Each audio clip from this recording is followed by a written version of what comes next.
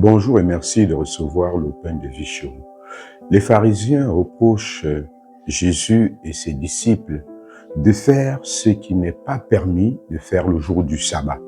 Et Jésus leur rappelle une scène bien connue de l'Évangile. David qui, avec ses disciples, avait mangé les pains de l'offrande que seuls mangeaient les prêtres pour leur dire qu'il est supérieur, lui, le Fils de Dieu, au sabbat. Et que le sabbat a été fait pour l'homme et non le contraire, et non l'homme pour le sabbat.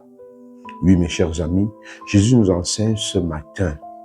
Il nous enseigne que la charité passe devant toute loi.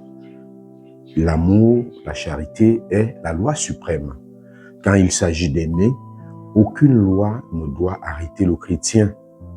Oui, la charité est l'accomplissement parfait de la loi, mes chers amis.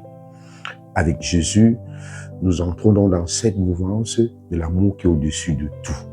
L'Évangile nous montre que, face à un besoin vital, comme la faim, la loi peut être interprétée avec miséricorde. Le sabbat, les rites sont là pour nous aider à ouvrir le cœur à Dieu et pour tendre la main pour aider les autres, pour ouvrir notre cœur de charité aux autres. Ce n'est donc pas l'accumulation des gestes religieux, des sacrifices et des règles qui plaît à Dieu. Ce n'est pas l'accumulation de ça qui plaît à Dieu, mais un cœur rempli d'amour et d'attention aux autres, aux pauvres et fragiles. C'est l'amour, frères et sœurs, qui nous rend parfaits, qui nous fait ressembler à Dieu notre Père.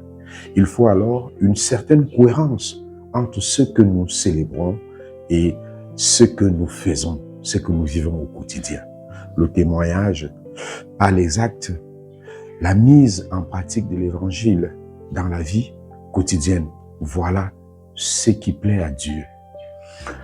Seigneur, libère nos cœurs de toute rigidité.